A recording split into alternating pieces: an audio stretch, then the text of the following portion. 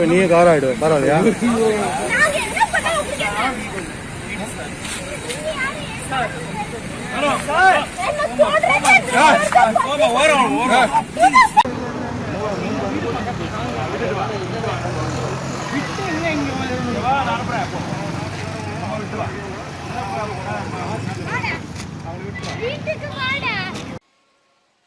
இந்த இனத்தை ஒரு கவர்ச்சிக்குள் மூழ்கடித்து போதைக்குள் மயக்கி வைத்து சாதி போதை, மத போதை, மீள முடியாத போதை. ஐயா பெரியார் அவர்கள் சொல்கிறார்கள், கள்ளுச்சாராயம் குடித்தவனுக்கு கூட படுத்து இழந்தால் போதை தெளிந்து விடும் என்கிறார்கள். ஆனால் சாதி மத போதை ஏறியவன் செத்தாலும் அவனுக்கு அது இறங்குவதில்லை. ஏனால் புதைகுழியில் கூட சாதியோடு தான் பேர் எழுதி வைக்கிறார். இது பேராபத்தானது, இது கொடிய சமூக நோய் என்கிறார்கள். அந்த போதையிலிருந்து ஒரு இளைஞன் மீண்டு வந்தால் திரை கவர்ச்சி போதை, அதிலிருந்து ஒரு இளைஞன் மீண்டு வந்தால் தெருவுக்கு தெரு சாராய போதை. எப்படி தமிழ் இன மக்கள், தமிழ் இளம் தலைமுறை பிள்ளைகள் எழுச்சியுறுவார்கள், அறிவார்ந்த இளைஞர்களாக, உடல் ஆரோக்கியம் உள்ள இளைஞர்களாக வளர்ந்து வருவார்கள் என்பதை, இதிலிருந்து எப்படி மீண்டு வருவார்கள், எப்படி ஒரு நல்ல சமூகம் இங்கு உருவாக்கப்படும்?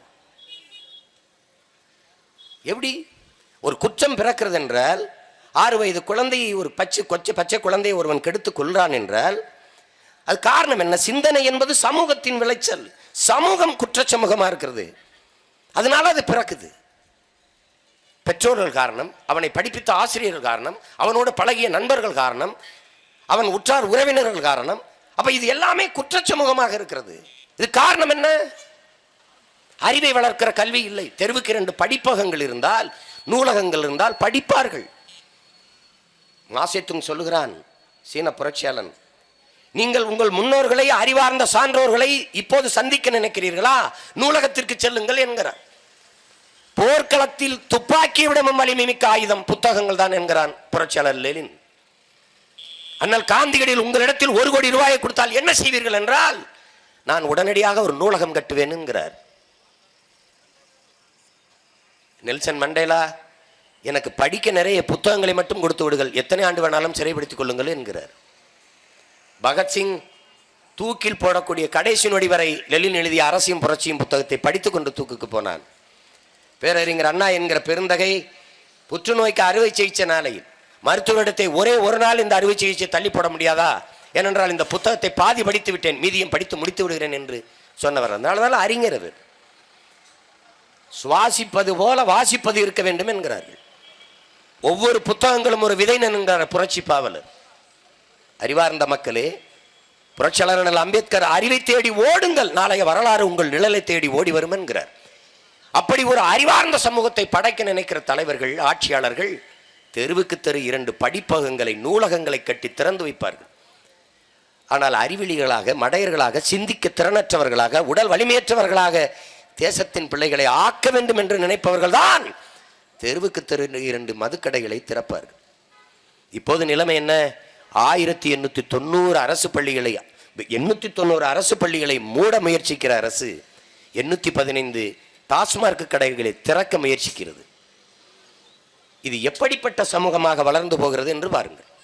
அமைச்சர் ஒருவர் ஒரு பள்ளி விழாவில் பேசுகிறார், டாஸ்மார்க்குகளை எல்லாம், மதுக்கடைகளை மூட முடியாது, நீங்கள் குடித்து கொடுக்கிற காசில் தான் நாங்கள் பள்ளிக்கூடம் கட்டி உங்கள் பிள்ளைகளை படிக்க வைத்துக் கொண்டிருக்கிறோம் என்று பேசுகிறார். எப்படிப்பட்ட சமூக கட்டமைப்பு, எப்படி அறம் சார்ந்த ஒரு ஆட்சி முறை, இது எங்கு போய் நிற்கும்? எங்க போய் நிற்கும்? கிருஷ்ணகிரியில் செய்தித்தாளில் காலையில் மதுக்கடையில் வரிசையாக நம் தாய்மார்கள், பெண்கள் மது வாங்க நிற்கிறார்கள். 10ஆம் வகுப்பு தேர்வு எழுதிவிட்டு மதுக்கடையில் வந்து மது வாங்கி கொண்டு போகிறார்கள் பிள்ளைகள். இது எவ்வளவு பெரிய கொடுமை! எங்கு போய் நிற்கும் இந்த தேசம்? எங்கு போய் முடியும்? இது யார் சரி செய்வது? இவர்கள் நம்மிடத்திலே சொல்கிறார்கள், நாங்கள் மதுக்கடைகளை மூடிவிட்டால் கள்ளச்சாராயம் வந்துவிடும் என்கிறார்கள். பெருந்தலைவர் காமராஜர் காலத்தில் மதுக்கடைகள் இல்லை, ஆனால் கள்ளச்சாராயம் குடித்து செத்தவனின் எண்ணிக்கை என்ன வெளியிட முடியுமா உங்களால்? இதை சொல்வதற்கா இவ்வளவு வலிமை மிக்க உளவுப்படை, இவ்வளவு வலிமை மிக்க காவல் கட்டமைப்பு? இதற்கா? இதை சொல்வதற்கா? இது எவ்வளவு கேவலம்! கள்ளச்சாராயம் வந்துவிடும் என்பதற்காக மதுக்கடைகளை திறந்து விடுகிறோம் என்று சொல்ற இவர்கள் தினந்தோறும் பெண்களை கற்பழித்து கொலை செய்கிறானே, அதை தடுப்பதற்காக விபச்சாரத்தை அங்கீகரிக்கிறோம் என்று சொல்ல தயாராக இருக்கிறார்களா? முடியுமா? அப்போ உங்களால் சொல்வீர்களா? இது எப்படிப்பட்ட ஆட்சி முறை? ஒரு தேசத்தை நேசிக்கிறவன், தன் குடிகளை நேசிக்கிற தலைவன் ஆள்கிற முறையா? அப்படியா இது? அடிமை, வெள்ளைக்காரர்களுக்கு அடிமையாக இருந்த போது என் அன்பு மக்களே, சிங்கப்பூரும் மலேசியாவும் தீண்டப்படாத நகரங்கள். பன்னிகள் மேய்ந்து கொண்டிருந்தது தெருக்கள் எல்லாம், வீதி எங்கும் சாக்கடை ஓடிக்கொண்டிருந்தது. இன்று உலகத்திலே எழிலார்ந்த நகரங்களாக ஜாய்ஃபுல் சிங்கப்பூர், கலர்ஃபுல் மலேசியா என்கிறான். ஒரு சின்ன நாடு, ஒரு ஈரோடு மாவட்டம் அளவிற்கு ஒரு நாடு சிங்கப்பூர். கல்வியிலே, மருத்துவத்திலே உலகத்தரத்தில் இருக்கிறது. கல்வியிலே உலகத்தரத்தில் 3வது இடத்தில் இருக்கிறது. இந்திய நாட்டு இளைஞர்களுக்கு மட்டுமல்ல, உலக நாட்டு இளைஞர்கள் அனைவருக்கும் வேலையை கொடுக்கிறது. என்ன வளம்? கடலை தவிர ஒரு வளமும் கிடையாது. மரங்கள் கூட மற்ற நாடுகளிலிருந்து வேரோட பிடுங்கி வந்து நட்டு வளர்க்கிறார்கள். சாலை விதி சரியாக கடைபிடிக்கப்படுகிறது. ஒழுக்கம் மிகுந்த நாடாக இருக்கிறது. தூய நிர்வாகம் கொண்ட நாடாக இருக்கிறது. காரணம், அந்த நாட்டை ஒரு மனிதன் தான் தாய்க்கு மேலாக நேசித்தான். லீ குவான் யூ என்கிற புரட்சியாளர். அப்படிப்பட்ட தலைவன் நம் நாட்டிற்கு தேவைப்படுகிறார்.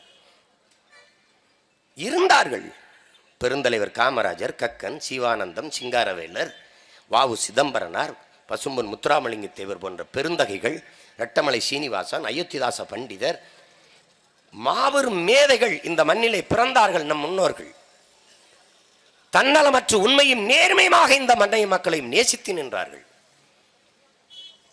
தன் நலத்தை விட தேசத்தின் குடிகளின் நலம் பெரிது என்று நேசித்து நின்றார்கள். ஆனால் இன்னைக்கு அப்படிப்பட்டவர்கள் இல்லை. அறிவில் சிறந்த பெருமக்களே, அன்பு தம்பி தங்கைகளே, என் அருமை உடன் பிறந்தவர்களே, தலைவன் என்பவன் யார்? தலைவன் என்பவன் தண்ணீரில் தன்னையே கரைத்து சுவையை கூட்டுகிற உப்பை போல இருக்க வேண்டும் என்கிறார்கள். தலைவன் என்பவன் தன்னையே எரித்து கொண்டு உலகத்திற்கு வெளிச்சத்தை கொடுக்கிற மெழுகுவர்த்தி போல இருக்க வேண்டும் என்கிறார்கள். தலைவன் என்பவன் தலையில் கிரீடம் சுமப்பவன் அல்ல, தன் தழும்புகளை தாங்குகிறவன் தான் தலைவன்.